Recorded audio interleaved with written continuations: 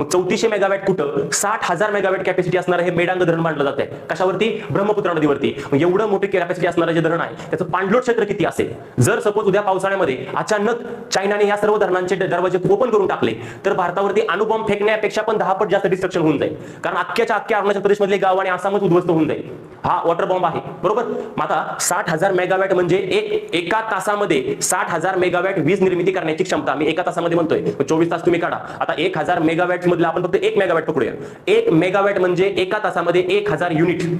एका तासामध्ये 1000 युनिट तयार करण्याची क्षमता आहे. आपल्या घराची जी महिन्याची कॅपॅसिटी असते ती 200, 400, खूप यूज असेल तर 400, खूप कमी यूज असेल तर 150, 200 पर्यंत आपण युनिट वापरतो. म्हणजे अख्ख्या गावासाठी जर 5000 लोकसंख्येचं एखादं गाव असेल तर त्या अख्ख्या गावासाठी 1 मेगावॅट वीज खूप झाली, जास्त झाली.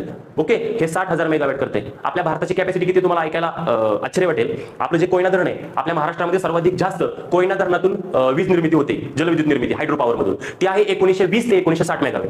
आणि या मेडांग धरणातून किती होणार आहे? 60 मेगावॅट, 60,000 मेगावॅट. ओके, यातून तुम्हाला कल्पना करू शकता की हे केवढं मोठं धरण असणार आहे. आणि याच्या अगोदर पण चायनामध्ये खूप मोठं धरण होतं, त्याला 3 गॉर्जेस नाव होतं बघा, 3 गॉर्जेस डॅम. या 3 गॉर्जेस डॅम बद्दल असं म्हटलं जातं की ह्या धरणाच्या पाणलोट क्षेत्राचा प्रेशर एवढा पृथ्वीवरती आहे की पृथ्वीचं 0.40 सेकंदाने फिरण्याचा वेग कमी झालेला आहे. आणि त्याच्या तिप्पट हे धरण होणार आहे, त्याच्या तिप्पट हे धरण बांधलं जात आहे. त्याच्यामुळे मग आता आपल्या भारतावरती किती धोका आहे. ऑलरेडी ब्रह्मपुत्रा नदी कायमच आपल्याला तिचा 11 रूप दाखवते.